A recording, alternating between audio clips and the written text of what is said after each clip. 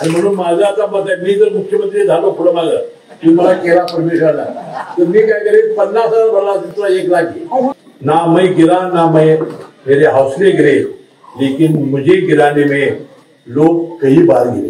की मी या निवडणुकीमध्ये पराभूत व्हावा म्हणून मला ईडी दाखवण्यात आली, तुरुंगात घालण्याचा प्रयत्न झाला का नाही, माझ्या कुटुंबियांना तुरुंगात घालण्याचा प्रयत्न झाला, बंद बघून अनेक प्रकारची संकट आणण्यात आली.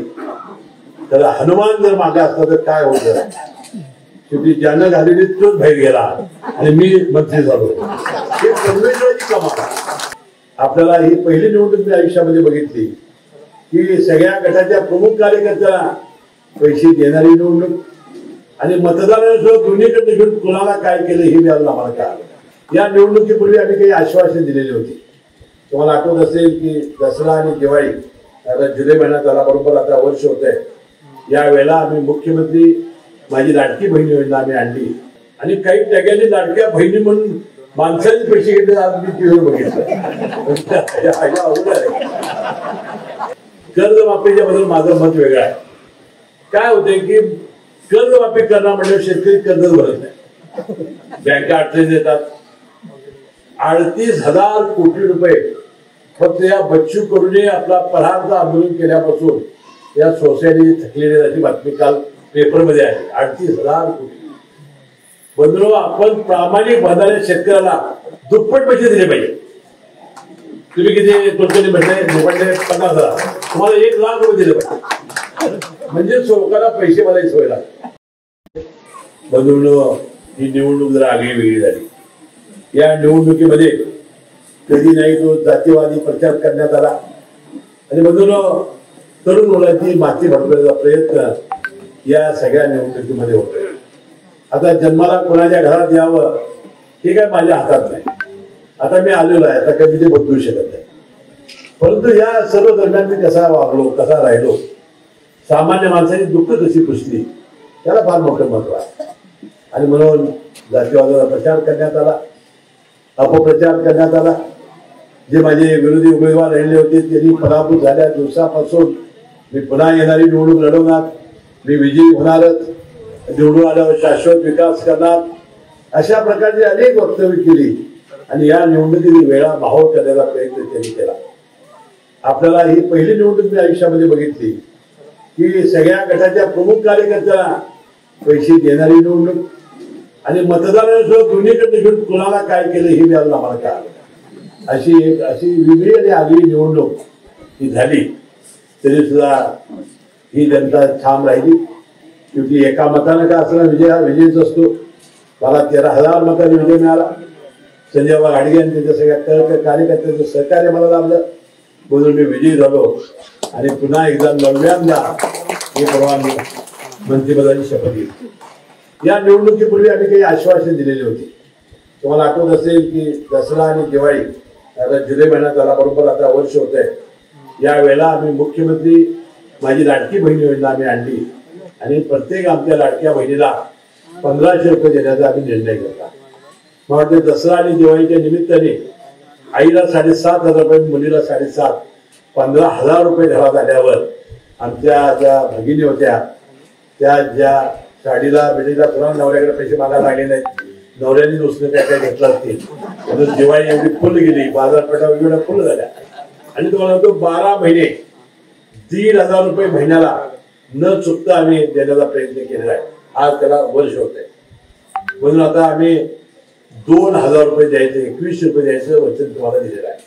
आता हे वचन आम्हाला पूर्ण करावं लागणार. आमच्या अडचणी आहेत, परंतु ज्या वेळेला येणाऱ्या या जिल्हा परिषद पंचायत निवडणुकीमध्ये आता बाबा भारतीय जनता पक्षाचे नेते आहेत, मी राष्ट्रवादीचा आहे, आमची युती आहे. दोघांचे उमेदवार आमच्या या ठिकाणी उभे राहणार आहेत. आमच्या या दोघांच्या उमेदवारांचे चिन्ह जे असणार आहे कमळ आणि घड्याळ, या कमळ आणि घड्याळाच्या समोरची खटाखट बटन दाबा, आम्हाला विजयी करा. 21 रुपये दिल्याशिवाय आम्ही राहणार नाही असा विश्वास. दुसरे काय वचन दिलेलं आहे की आम्ही शेतकऱ्यांचं कर्ज माफ करणार. आता शेतकऱ्यांचं आता परिस्थिती थोडी 46,000 कोटी रुपये आमच्या लाडक्या बहिणींना आम्हाला लागलेले आहेत या वर्षभरामध्ये आणि काही टक्क्यांनी लाडक्या बहिणी म्हणून माणसाचे पैसे घेतले. आज मी टीव्हीवर बघितलं.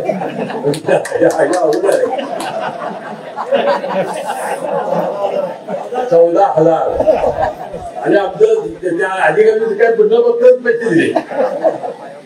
तर बंधू आमची जरी अडचण असली तरी आम्ही अनेक कर्जमाफी योजना केलेल्या आहे. कर्जमाफीच्या बद्दल माझं मत वेगळं आहे. काय होते की कर्जमाफी करणं म्हणजे शेतकरी कर्जच भरत नाही, बँका अडचणी देतात. 38,000 कोटी रुपये फक्त या बच्चू कडूने आपला परार्थ आंदोलन केल्यापासून या सोसायटी थकलेली जाती बातमी काल पेपरमध्ये आहे. 38,000 कोटी. बंधू, आपण प्रामाणिक बांधणाऱ्या शेतकऱ्याला दुप्पट पैसे दिले पाहिजे. तुम्ही किती तुमच्याने म्हटले 50,000, तुम्हाला 1,00,000 रुपये दिले पाहिजे, म्हणजे लोकांना पैसे भरायची सोय लागते. नाही तर काय होईल, असं होणार म्हणजे थक वगैरे असेल, बँका बुडूनच जाते.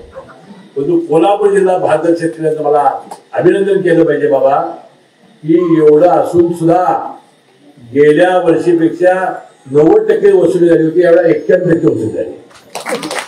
हे कशामुळे शक्य झालं की कोल्हापूर जिल्ह्यातला शेतकरी हा हिंमतवान आहे, त्याला फुकट काही नको आहे आणि त्याचा ऊस कारखान्यात जातो आणि कारखान्यातून पैसे सोसायटीला येतात. या लिंकिंगच्या वसुलीमुळं आणि त्या भारत शेतकऱ्याच्या या आम्हाला भीक नको, आम्हाला आमच्या हक्काचं द्या म्हणणाऱ्या शेतकऱ्याचा हा मला वाटतं हा विश्वास आहे, म्हणून एवढी आपली वसुली झाली आहे. आणि म्हणून माझं आता मत आहे, मी जर मुख्यमंत्री झालो पुढं माझं, तुम्ही मला केला परमेश्वरला, तर मी काय करेन, 50,000 भरला तुला 1,00,000 घे. पण दुसरी आपण घोषणा केली, जीएसटीला 50% सवलत सुरू आहे तुमची. तुमच्या मुलींना उच्च शिक्षणामध्ये मोफत शिक्षण सगळं फी सरकार भरतंय. 2029 पर्यंत पंतप्रधान नरेंद्र मोदींनी गहू आणि तांदूळ मोफत द्यायचं वचन आहे, की गहू आणि मोफत तुम्हाला तांदूळ मिळते. त्यानंतर या सगळ्या योजना आमच्या सुरू राहणार आहे. त्याशिवाय शेतकऱ्यांच्यासाठी 7.5 हॉर्सपावर पर्यंत विजेचं बिल हे सरकारनं माफ केलेलं आहे. सरकारनं सूर्यघर योजना आणलेली आहे. मी तुम्हाला विनंती करतो, तुम्ही आमच्या बँकेकडनं कर्ज घ्या आणि तुम्हाला कर्ज सोसायटीमध्ये देतोय, तुम्ही ती योजना करा.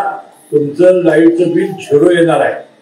आपलं विजेचं सरकार पहिलं आहे की येत्या 5 वर्षात सगळी विजेची बिलं ही टप्प्याटप्प्याने कमी होणार. इतकी चांगलं काम देवेंद्र फडणवीस मुख्यमंत्री, अजित पवार उपमुख्यमंत्री, एकनाथ शिंदे साहेबांच्या उपमुख्यमंत्र्यांच्या नेतृत्वाखाली आपल्या या युती सरकारने केलेला आहे.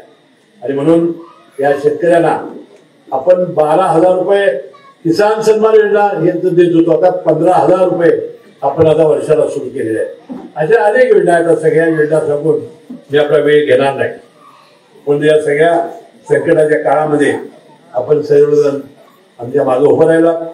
ना मैं गिरा ना मैं मेरे हौसले गिरे, लेकिन मुझे गिराने में लोग कई बार गिरे. आता मला सांगा की कशा कशा प्रकारे प्रयत्न झाले. बघायला मी आता सांगत होतो की मी या निवडणुकीमध्ये पराभूत व्हावा म्हणून मला ईडी दाखवण्यात आली. तुरुंगात घालण्याचा प्रयत्न झाला का नाही? माझ्या कुटुंबियाला तुरुंगात घालण्याचा प्रयत्न झाला. बंद बघून अनेक प्रकारची संकट आणण्यात आली. तर हनुमान जर मागे असता तर काय होतं? शेवटी ज्यानं घालेली तोच बाहेर गेला आणि मी मंत्री झालो. हे परमेश्वराची कमाल. आपली नियत आणि जाणत चांगली असली तर आपलं काही केस वापरा करू शकत नाही. आणि म्हणून तुमच्या गावात कमी मतं पडली असतील, जास्त पडली असतील, अजिबात चिंता करत नाही. वंदुकरांचं प्रेम माझं आहे, त्याच्यापेक्षा जास्त राहील. तुम्ही काही चिंता करू नका. काय चुकलं असेल त्याचा आत्मपरीक्षण करा. काय चुकलं असेल, कोण चुकला असेल, कुणाचं बाबा आपण मत मिळवायला कमी पडलं असेल, त्याच्या दारात जावा, त्याला पुन्हा एकदा विनंती करा आणि एक चांगलं काम या पुढच्या भविष्यामध्ये करा. विनंती मी या निमित्ताने करतो. आणि एका चांगल्या कार्यक्रमाला येण्याची संधी आपण दिली आणि माझा सत्कार केला. त्यामुळे आपले सर्वांचे मनपूर्वक आभार मानून मी आपले हृदय अशाच नवनवीन अपडेटसाठी डिजिटल कोल्हापूर चॅनेलला सबस्क्राईब करायला विसरू नका.